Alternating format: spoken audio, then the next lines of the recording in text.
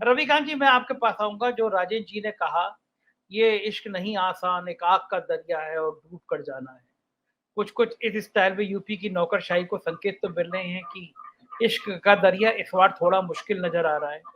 लेकिन ये जो ईमानदार नौकरशाही है, जिसके बारे में कहा जाता है कोई 1000 करोड़ का संपत्ति का मालिक है, कोई 2000 करोड़ की संपत्ति का मालिक है, किसी के परिवार के लोग सिंगापुर में बैठ के कंपनियां चला रहे हैं, कोई लंदन में कुछ काम कर रहा है, कोई पैसा दुबई में ले रहा है। ये जो नौकरशाह हैं, ये क्या मुख्यमंत्री के संदेशों को समझ लेंगे? ईमानदारी आ जाएगी? क्या लगता है रविकांत जी? नहीं नहीं नहीं, और इसमें कोई संदेश भी नहीं है। मुझे लगता है गाजियाबाद के एसएसपी पर जो कार्रवाई हुई है उसका बुनियादी कारण कुछ और है। असीमानंद पर गुंडा एक्ट लगाने का प्रयास करना और भारतीय जनता पार्टी के इस चुनाव में जिस तरह से उन्होंने उस गुंडागर्दी को रोका था, तो वो बुनियादी कारण है उसमें। वो बात अलग है कि आप कह कुछ रहे हैं, और चूंकि मीडिया आपके हाथ में है, मीडिया आपके निर्देश पर काम कर रही है, तो इन दो कार्रवाइयों को इस तरह से पेश किया जा रहा होगा कि गोया उत्तर प्रदेश में सबसे करप्ट यही अधिकारी हैं, और देखिए इनका सस्पेंशन करके हम एक संदेश दे रहे हैं और करप्शन पर लगाम लगा रहे हैं। रविकांत जी, आप मीडिया के ऊपर वो कह रहे हैं, मीडिया बेचारी क्या करे? हफ्ता भर हुआ है, 3 पत्रकार जेल चले गए, एक आगरा में चला गया, 2 बलिया में चले गए, खबर छाप दी थी परीक्षा लीक होने की। नहीं, उसकी वजह आप खुद भी समझते होंगे कि उस इलेक्ट्रॉनिक मीडिया ने, वो बात अलग है कि वो कहां से चल रही है, उनको कहां से सब कुछ मिल रहा है, लेकिन जो मीडिया के कर्मी हैं उन्होंने अपने सिद्धांतों को जिस तरह से ताक पर रखा है, और इन पत्रकारों के जेल जाने के बावजूद उनके यहां से आवाज नहीं उठ रही है, तो इसका मतलब है कि एक एक करके सारे लोग जो भी सच बोलेंगे वो जेल जाएंगे। अब आपने जो बलिया का उदाहरण दिया, क्या गलती थी पत्रकार की? क्या पत्रकार को अपने सोर्स का खुलासा करना होता है? मुझे तो नहीं लगता है। पत्रकारिता के अपने सोर्स होते हैं और वो खबर छापते हैं। तो उन्होंने कौन सी गलती करी थी? बावजूद इसके अगर पुलिस प्रशासन ये दबाव डाल रहा है कि साहब बताइए आपको पेपर कहां से मिला, अरे आपके पास एलआईयू है, आपके पास सारी इंटेलिजेंस है, जब वो नहीं पता कर पा रही है और एक पत्रकार अगर इसको खोल दे रहा है, तो आप उल्टी कार्रवाई उस पर कर रहे हैं।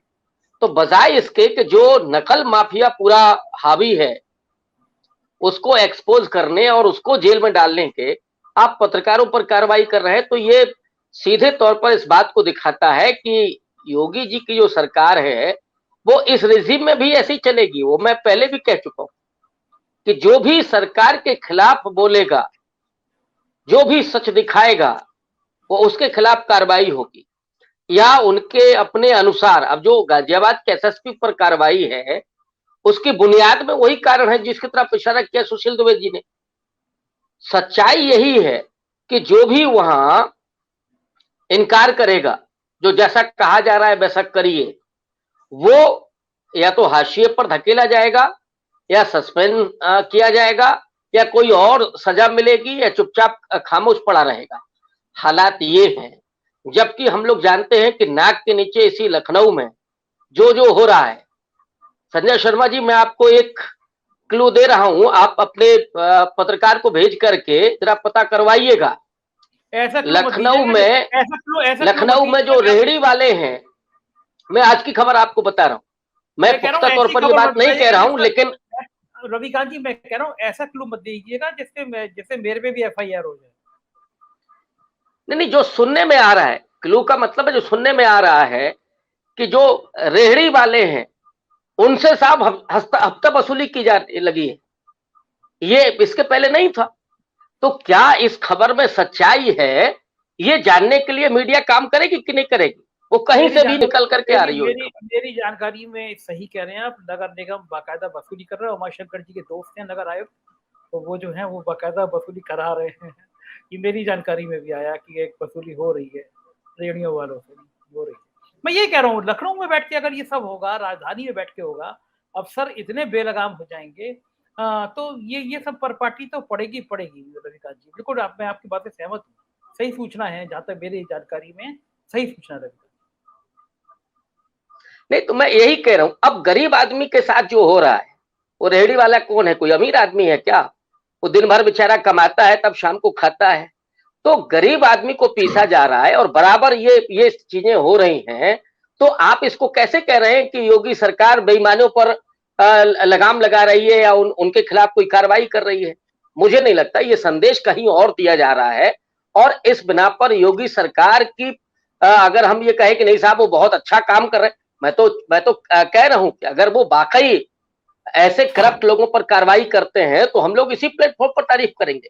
लेकिन अगर इरादा कुछ और है कि जिसने अगर आपके अनुसार काम नहीं किया है, उस पर आप कार्रवाई कर रहे हैं, तो इसकी भी आलोचना होगी।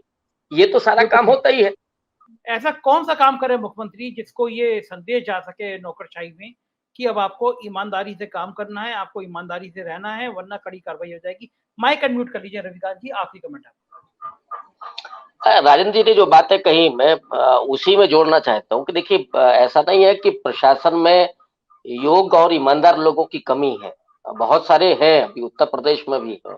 लेकिन होता ये है कि सरकार अपने ढंग से काम कराना चाहती है और इस तरह के अधिकारी, और ये सिर्फ उत्तर प्रदेश में नहीं पूरे भारत में है, वो थोड़ा अपने ढंग से काम करते हैं। वो पारदर्शिता के साथ, पूरा ईमानदारी के साथ। तो मुझे लगता है कि ऐसे अधिकारियों को तवज्जो अगर देते हैं योगी आदित्यनाथ, तो उससे पारदर्शिता भी बढ़ेगी, उत्तरदायित्व की भावना भी बढ़ेगी, और जन भागीदारी की बात तो की ही है राजेंद्र जी ने। दूसरा जो सबसे महत्वपूर्ण है कि पत्रकारिता पर इस तरह से अंकुश लगाना ये ठीक नहीं है, क्योंकि भ्रष्टाचार को, अनियमितताओं को उजागर करने में कौन सी संस्था की भूमिका होती है? पत्रकारिता की होती है। अब अगर कोई उजागर कर रहा है, नमक रोटी की कोई स्टोरी कर रहा है या कोई पेपर लीक की स्टोरी कर रहा है, और बजाय उसको प्रोत्साहित करने के अगर आप उसको जेल में डाल दे रहे हैं, तो भ्रष्टाचार को उजागर कौन करेगा? इसका मतलब है कि सरकार फिर ईमानदार नहीं है। यही सवाल होगा ना, कि इसका मतलब आप ईमानदार नहीं है। अगर ईमानदार हो तो मुझे लगता है कि ऐसे पत्रकारों को तो साहब प्रोत्साहित किया जाना चाहिए, उनको इनाम मिलनी चाहिए कि आपने कम से कम इतनी बड़ी खबर की है। लेकिन बजाय इसके अगर आप उनको जेल में डालते हैं, तो ये न्याय कौन सा है? ये मुझे नहीं लगता है। तो इसलिए मुझे फिर ईमानदारी में ही कमी लगती है। और ऐसे अधिकारी अगर हैं, जो आप बराबर कहते रहे हैं कि वो तमाम अधिकारी वहीं इर्द-गिर्द घूम रहे हैं, तो जब आपको मालूम है, सुशील दुबे जी को मालूम है, तो क्या योगी जी को नहीं मालूम होगा? या एके शर्मा को नहीं मालूम होगा? और एके शर्मा तो उसी ब्यूरोक्रेसी का हिस्सा रहे हैं, बखूबी जानते होंगे एक-एक अधिकारी को। लेकिन वो उनकी अपनी प्रतिबद्धता क्या है, इस पर सबसे ज्यादा निर्भर करता है कि सरकार कैसे काम करना चाहती है, कैसे करवाना चाहती है। ब्यूरोक्रेसी भी उसी ढंग से काम करने लगती है। बिल्कुल। शुक्रिया रविकांत जी, राजेंद्र जी, उमाशंकर जी, सुशील जी, अपना कीमती समय हमको देने के लिए थैंक यू। आप देख रहे थे 4 पीएम की परिचर्चा और हम बात कर रहे थे कि क्या 2 अफसरों को सस्पेंड करके योगी आदित्यनाथ पूरी नौकरशाही को यह सबक दे पाएंगे कि नौकरशाही सुधरे, सही से काम चले। लखनऊ नगर निगम की हमने तमाम भ्रष्टाचार की कहानियां पहले भी आपको बताई, लेकिन बड़ी हैरानी की बात है, राजधानी में नाक के नीचे नगर आयुक्त इतने भ्रष्टाचार कर रहे हैं, कोई देखने वाला नहीं है। तो जाहिर है, अगर राजधानी लखनऊ में भी भ्रष्टाचार का इस तरह काम होगा, जहाँ पे सब लोग देखते हैं, तो फिर बहुत खराब संदेशे जाएंगे। मुझे लगता है ये परिचर्चा आपको पसंद आई होगी। देखते रहिए 4 पीएम न्यूज नेटवर्क, यही चैनल है जहाँ पे आप सच को पा पाएंगे। Thank you.